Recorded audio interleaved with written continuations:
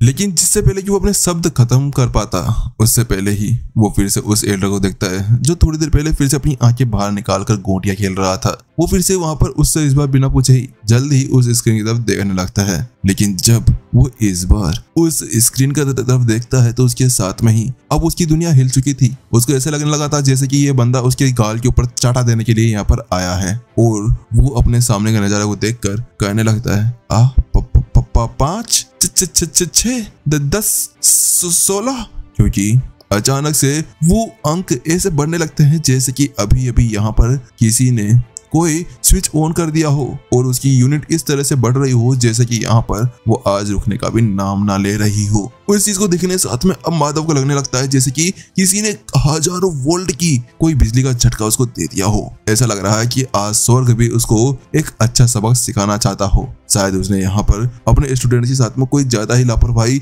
या उनको बहुत ज्यादा अच्छे से सबक सिखा दिया हो, इसी वजह शायद ऐसा हो रहा है मेरे साथ में। यहाँ माधव को भी ऐसा ही लगने लगा था। माधव को क्योंकि बिल्कुल भी समझ नहीं आ रहा था कि माजरा क्या है इसके साथ में। यह बंदा क्या वास्तव में मेरे को यहाँ पर बेइज्जत करने के लिए आया हुआ था? हे प्रभु, हे भगवान, मुझे या तो तुम ऊपर उठा लो या फिर इस बंदे को उठा लो, क्योंकि आज ये मेरे गालों के ऊपर इतने तमाचे लगा चुका है कि आज तक कोई भी ऐसा कुछ नहीं कर सका है। क्योंकि पहले से ही यहाँ पर वो जो लड़का था वो 7वीं कक्षा से हटकर सीधा यहाँ पर 5वीं कक्षा के ऊपर आ चुका था और ये वास्तव में बहुत ज्यादा लाजवाब चीज हो चुकी थी। लेकिन अब जब वो लोग इसके बारे में सोच रहे थे कि उसके साथ में एक एल्डर करने लगता है, हाँ वो तो ठीक है, लेकिन अब मुझे ये नहीं लगता कि ये बंदा यहाँ पर एनर्जी को अवशोषित कर रहा है इस एग्जाम को देने के लिए। अब तो मुझे ऐसा लग रहा है कि ये साफ साफ हमारी आंखों के सामने एक डकैती डाल रहा है, क्योंकि ये तो एक एनर्जी को चोरी करने जैसा हो चुका है। वो ना तो अपना टेस्ट दे रहा है और वो टेस्ट से अलग नीचे खड़ा होकर ही हमारी एनर्जी को चोरी कर रहा है। ऐसा लगता है वो कोई एक बड़ा सा चोर होगा, चोर जो यहाँ पर अभी हमारी उस एनर्जी को खाने के लिए आया हुआ है। ये तो बिल्कुल डकैती, ये बहुत ज्यादा गलत है। उसके साथ में सभी एल्डर्स फिर से बातें करने लगते हैं कि कैसे वो बंदा यहाँ पर उनकी आंखों के सामने से उनकी एनर्जी को चुरा रहा था। लेकिन उन सभी को ये कौन समझाए कि अभी वो जो बंदा था ना, उसके पीछे उसका एक सरनेम भी था, तबाही का देवता। लेकिन वहीं दूसरी तरफ जब वो लोग इसी बारे में बात कर रहे थे कि वहां पर वो जो अंक थे वो रुक नहीं रहे थे, वो अंक यहाँ अपनी बढ़ोतरी ले चुके थे। ऐसा लग रहा था कि किसी ने यहाँ पर फॉर्मूला रेसिंग कार को स्पीड देकर छोड़ दिया हो और उसकी स्पीड इस तरह से आगे बढ़ रही हो जैसे कि यहाँ पर आज वो सारे के सारे रिकॉर्ड्स को तोड़ देगा, क्योंकि देखते ही देखते वहां पर 50, 60, 70, 80 और यहाँ पर 100 के ऊपर वो पहुंच चुका था। यानी कि अभी अभी उस बंदे ने पहले से ही 100 धागों को अवशोषित कर लिया था। ये हो क्या रहा है? ये बंदा क्या आज हमारी सारी एनर्जी को एब्जॉर्ब कर लेगा? वो देखो, वो पहले से यहाँ पर 100 धागे अवशोषित कर चुका है और वहीं दूसरे बंदे तो अभी तक कुछ कर भी नहीं पाए हैं। ये हमारी अकेडमी के अंदर आज चल क्या रहा है? सभी एल्डर्स अपने सामने का नजारा देखकर ऐसे लगने लगा था जैसे कि उन्होंने अभी भी कोई भूत देख लिया हो, क्योंकि आज से पहले उन्होंने ऐसा कोई चमत्कार नहीं देखा था कि कुछ ही सांसों के अंदर, कुछ ही सेकंड्स के अंदर उस बंदे ने इतने सारे धागों को अपने अंदर अवशोषित कर लिया था। अब अपने सामने का नजारा देखकर सभी जगह सन्नाटा फैल चुका था। उसी बीच अचानक से एक एल्डर कहने लगता है, ये क्या वो हो सकता है? क्या ये वास्तव में यहाँ पर एक फर्स्ट ग्रेड का कोई स्टूडेंट हो सकता है जो हमारी इस अकेडमी के अंदर आने वाला है? अगर ऐसा हुआ तो उसके बाद में हमारी अकेडमी को एक नई ऊंचाइयां मिल जाएगी। और वास्तव में अगर उसने 256 धागों को एक साथ अपने अंदर अवशोषित कर लिया तो मान लिया जाएगा कि वो एक ग्रेड 1 का स्टूडेंट है। और ग्रेड 1 का स्टूडेंट कोई नॉर्मल चीज नहीं है हमारे लिए। हमें चुपचाप रहना होगा, हमें किसी को भी ये नहीं बताना है कि ग्रेड 1 का स्टूडेंट हमारे पास में है, वरना सभी अकेडमियां उसको अपने ओर लेने के लिए बहुत कुछ चीजें देने लगेगी। और ऐसा हुआ तो उसके बाद में यहाँ पर बहुत ज्यादा हड़कंप मच जाएगा। फिर तो हम लोग भी शायद उस स्टूडेंट को अपने हाथ से जाने देना हो, क्या पता वो उसको कुछ ऐसी चीजें देने लगे। इस चीज को देखने साथ में सभी लोग यहाँ पर बातें करने लगते हैं। तो उनमें से कोई कहने लगता है, मैं तो यहाँ पर वादा करता हूँ कि अपने मुंह से एक शब्द बाहर नहीं निकालूंगा। मैं किसी को ये नहीं बताऊंगा कि किसी ने अभी आज यहाँ पर ऐसा कुछ किया है। हाँ, मैं भी किसी को नहीं बताने वाला।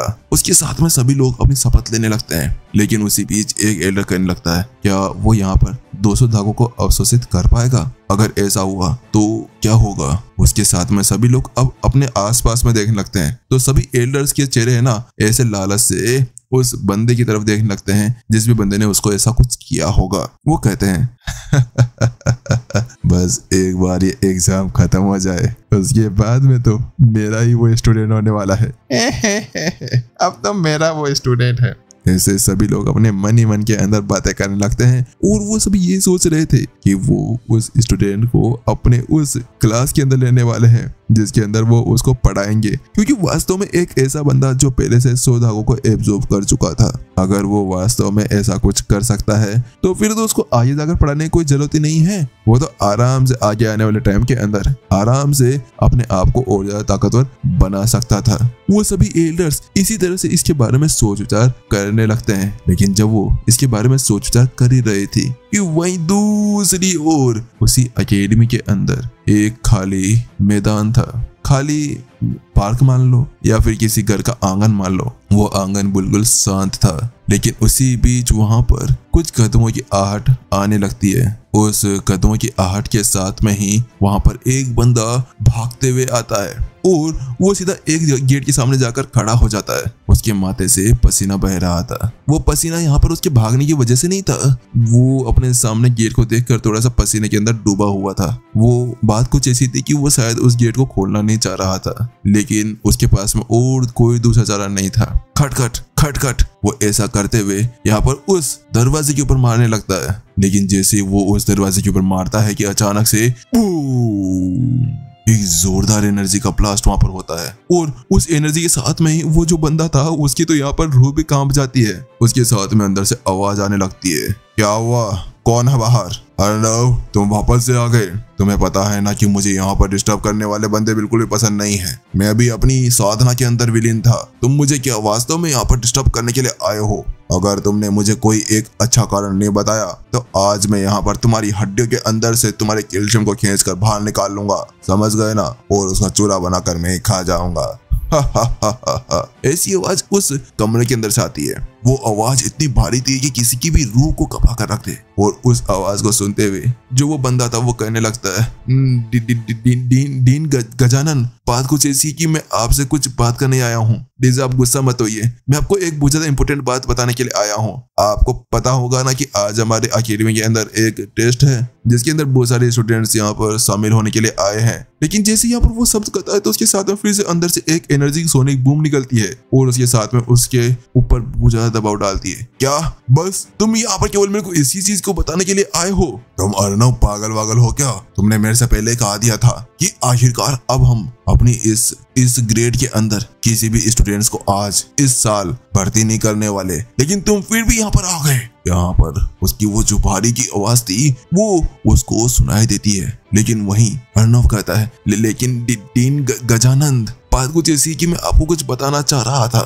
हाँ बताओ, तुम्हारी बात इंपॉर्टेंट होनी चाहिए। कहीं तुम ये तो नहीं बताने आए कि आज किसी ने यहाँ पर 16 स्रोत ऊर्जा के धागों को अवशोषित कर लिया है? वो डीन उससे कहता है। उसकी बात सुनने के साथ में ही जो यहाँ पर अर्नव था वो कहने लगता है, नहीं, मैं आपको ये कहने नहीं आया, मैं आपको बताने आया था कि वो जो बंदा है ना उसने पहले से यहाँ पर 100 धागों को अवशोषित कर लिया है। लेकिन जैसे यहाँ पर अपनी बात करना बंद करता है उससे पहले ही खट अचानक से वो गेट वहीं पर खुल जाता है और उसके बाद में उस दरवाजे के पीछे से एक एल्डर था जो बाहर निकल कर आता है। उसकी जो उपस्थिति थी ना वो भी इतनी ज्यादा खतरनाक भयावह थी कि सामने ऐसा लगता हो कि एक बहुत ज्यादा पावरफुल राक्षस खड़ा हो। उस चीज को देखने के साथ में यहाँ पर वो अर्नव कहता है, बात कुछ ऐसी कि एक स्टूडेंट है जिसने अभी 100 धागों को अवशोषित कर लिया है। वहीं दूसरी तरफ उसकी बात सुनते हुए जो सामने वाला एल्डर था वो कहता है, क्या तुम सच कह रहे हो? क्या तुमने वास्तव में यहाँ पर उसको साफ साफ देखा है? तो वही अर्नव कहता है, हाँ मैंने देखा है। और सभी एल्डर्स भी उसी चीज को देख रहे हैं कि उसने यहाँ पर 100 धागों को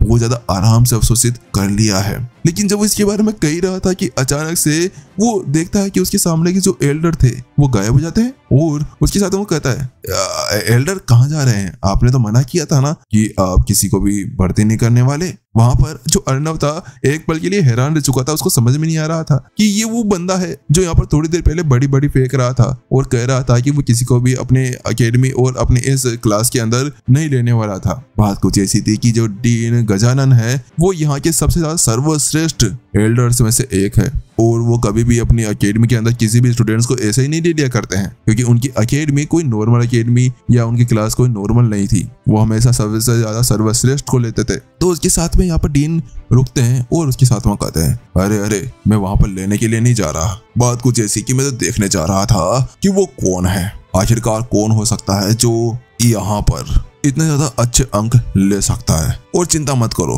मैं यहाँ पर किसी को लेने नहीं जा रहा, लेकिन हाँ अगर वो वास्तव में हमारे क्लास के अंदर आना चाहे तो मैं एक टीचर होने के बावजूद मैं उसको अपनी अकेडमी के अंदर शामिल कर सकता हूँ। वहां पर वो जो डीन था वो अपने मन ही मन में मुस्कुराते हुए उससे कहता है, लेकिन उसकी बात सुनते हुए अर्नव अपनी जगह पे जम जाता है और मन ही मन में कहने लगता है, ये डीन कितने ज्यादा लालची है। जब मैंने कहा कि उसने 100 धागों को अवशोषित कर लिया है तो उसके बाद में देखो कैसे उठकर जाने लगे।